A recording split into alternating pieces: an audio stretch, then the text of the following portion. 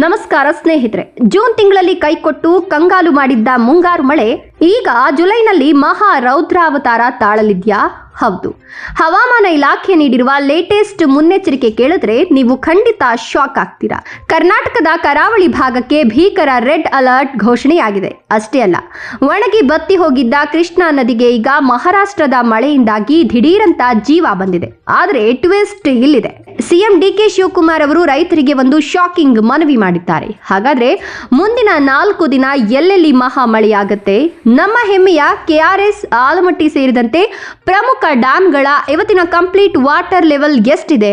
ಇವೆಲ್ಲವನ್ನ ಇವತ್ತಿನ ವಿಡಿಯೋದಲ್ಲಿ ಪಕ್ಕಾ ಇನ್ಫಾರ್ಮೇಶನ್ ಜೊತೆ ನೋಡ್ತಾ ಹೋಗೋಣ. ವಿಡಿಯೋನ ಎಲ್ಲೂ ಸ್ಕಿಪ್ ಮಾಡದೆ ಕೊನೆವರೆಗೂ ನೋಡಿ. ಹಾಗೆ ನೀವು ಕೂಡ ರೈತರಾಗಿದ್ರೆ ಅಥವಾ ರೈತರ ಮಕ್ಕಳಾಗಿದ್ರೆ ತಪ್ಪದೆ ಒಂದು ಲೈಕ್ ಕೊಟ್ಟು ನಿಮ್ಮ ಭಾಗದಲ್ಲಿ ಮಳೆ ಈಗ ಹೇಗಿದೆ ಅಂತ ಕಮೆಂಟ್ ಮಾಡಿ ತಿಳಿಸಿ. ಸ್ನೇಹಿತರೆ, ಭಾರತೀಯ ಹವಾಮಾನ ಇಲಾಖೆ ನೀಡಿರುವ ಗಂಭೀರ ಮುನ್ಸೂಚನೆ ಪ್ರಕಾರ ಇಂದಿನಿಂದ ಜುಲೈ 8ರವರೆಗೆ ಕರ್ನಾಟಕದಾದ್ಯಂತ ಭಾರೀ ಮಳೆಯಾಗುವ ಸಾಧ್ಯತೆ ಇದೆ. ಪ್ರಮುಖವಾಗಿ ಜುಲೈ 6 ಮತ್ತು 7ರಂದು ಕರಾವಳಿ ಜಿಲ್ಲೆಗಳಿಗೆ ರೆಡ್ ಅಲರ್ಟ್ ಘೋಷಿಸಲಾಗಿದೆ. ಅಂದ್ರೆ ಇಲ್ಲಿ ಅತ್ಯಂತ ಭೀಕರ ಮಳೆಯಾಗುವ ಮುನ್ಸೂಚನೆ ಇದೆ. ಇನ್ನು ಬೆಳಗಾವಿ, ಧಾರವಾಡ, ಹಾವೇರಿ, ಶಿವಮೊಗ್ಗ, ಚಿಕ್ಕಮಗಳೂರು, ಹಾಸನ ಮತ್ತು ಕೊಡಗು ಜಿಲ್ಲೆಗಳಿಗೆ ಯೆಲ್ಲೋ ಅಲರ್ಟ್ ನೀಡಲಾಗಿದೆ. ಅಷ್ಟೇ ಅಲ್ಲ, ಜುಲೈ 5ರಿಂದ ಬೆಂಗಳೂರು, ಮೈಸೂರು, ಮಂಡ್ಯ, ತುಮಕೂರು ಸೇರಿದಂತೆ ದಕ್ಷಿಣ ಒಳನಾಡಿನ ಹಲವು ಜಿಲ್ಲೆಗಳಲ್ಲೂ ಉತ್ತಮ ಮಳೆಯಾಗಲಿದೆ. ಆದರೆ ನೆನಪಿಡಿ, ಘಟ್ಟ ಪ್ರದೇಶಗಳಲ್ಲಿ ಭೀಕರ ಭೂಕುಸಿತ ಅಂದ್ರೆ ಲ್ಯಾಂಡ್ ಸ್ಲೈಡ್ ಆಗುವ ಆತಂಕ ಇರೋದ್ರಿಂದ ಪ್ರವಾಸಿಗರು ಮತ್ತು ಸ್ಥಳೀಯರು ಸದ್ಯಕ್ಕೆ ತುಂಬಾ ಎಚ್ಚರಿಕೆಯಿಂದ ಇರಬೇಕು ಅಂತ ಹವಾಮಾನ ಇಲಾಖೆ ವಾರ್ನಿಂಗ್ ಕೊಟ್ಟಿದೆ. ಈಗ ಒಂದು ಗುಡ್ ನ್ಯೂಸ್ ಏನಪ್ಪಾ ಅಂದ್ರೆ, ಬಿಸಿಲಿಗೆ ಸಂಪೂರ್ಣ ಒಣಗಿ ಹೋಗಿದ್ದ ಉತ್ತರ ಕರ್ನಾಟಕದ ಜೀವನಾಡಿ ಕೃಷ್ಣಾ ನದಿಗೆ ಈಗ ಹೊಸ ಕಳೆ ಬಂದಿದೆ. ಮಹಾರಾಷ್ಟ್ರದ ಘಟ್ಟ ಪ್ರದೇಶಗಳಾದ ಮಹಾಬಲೇಶ್ವರ ಮತ್ತು ಕೊಯ್ನಾದಲ್ಲಿ ಕಳೆದ 24 ಗಂಟೆಗಳಲ್ಲಿ ಬರೋಬ್ಬರಿ 200 ಮಿಲಿಮೀಟರ್ಗಿಂತ ಹೆಚ್ಚು ಭಾರೀ ಮಳೆಯಾಗಿದೆ. ಇದರಿಂದಾಗಿ ಕೃಷ್ಣಾ ನದಿಗೆ ದಿಢೀರಂತ 5,000 ಕ್ಯೂಸೆಕ್ ನೀರು ಹರಿದು ಬಂದಿದೆ. ಈ ನೀರು ಬೆಳಗಾವಿಯ ಚಿಕ್ಕೋಡಿ ತಾಲೂಕಿನ ಕಲ್ಲೋಳ ಗ್ರಾಮದ ಮೂಲಕ ನಮ್ಮ ಕರ್ನಾಟಕವನ್ನ ಪ್ರವೇಶ ಮಾಡ್ತಾ ಇದೆ.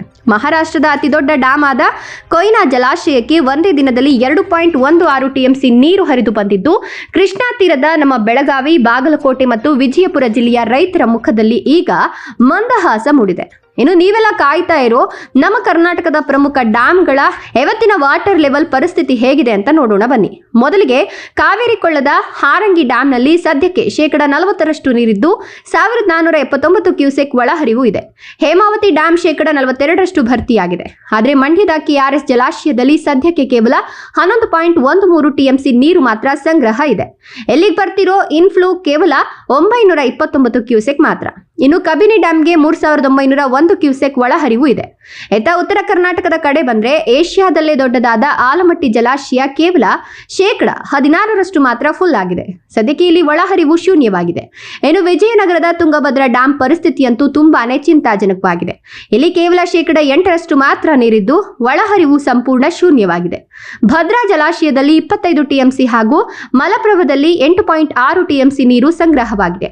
ಹೀಗೆ ಡ್ಯಾಂಗಳಲ್ಲಿ ನೀರಿನ ಪ್ರಮಾಣ ತೀವ್ರವಾಗಿ ಕುಸಿದಿರೋದ್ರಿಂದ ಸಿಎಂ ಡಿಕೆ ಶಿವಕುಮಾರ್ ಅವರು ರೈತರಿಗೆ ಸದ್ಯಕ್ಕೆ ಡ್ಯಾಮ್ ನೀರನ್ನ ನಂಬಿಕೊಂಡು ಅವಸರದಲ್ಲಿ ಬೆಳೆಗಳನ್ನ ಹಾಕಬೇಡಿ, ಮುಂದೆ ಮಳೆ ಬರೋದನ್ನ ನೋಡಿ ಬೆಳೆ ಹಾಕಿ ಅಂತ ವಿನಂತಿಸಿಕೊಂಡಿದ್ದಾರೆ.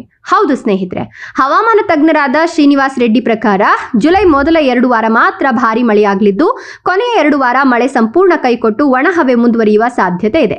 ಸೂಪರ್ ಎಲ್ ನಿನೋ ಎಫೆಕ್ಟ್ ನಿಂದಾಗಿ ಇಡೀ ಜುಲೈ ತಿಂಗಳಲ್ಲಿ 60% ಮಳೆ ಕೊರತೆಯಾಗುವ ಆತಂಕವೂ ಇದೆ.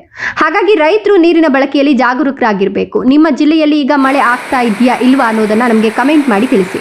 ಇದೇ ರೀತಿಯ ಅಪ್ಡೇಟ್ಸ್ಗಳಿಗಾಗಿ ನಮ್ಮ ಚಾನೆಲ್ ಅನ್ನು ಈಗಲೇ ಸಬ್ಸ್ಕ್ರೈಬ್ ಮಾಡಿ. ಧನ್ಯವಾದಗಳು.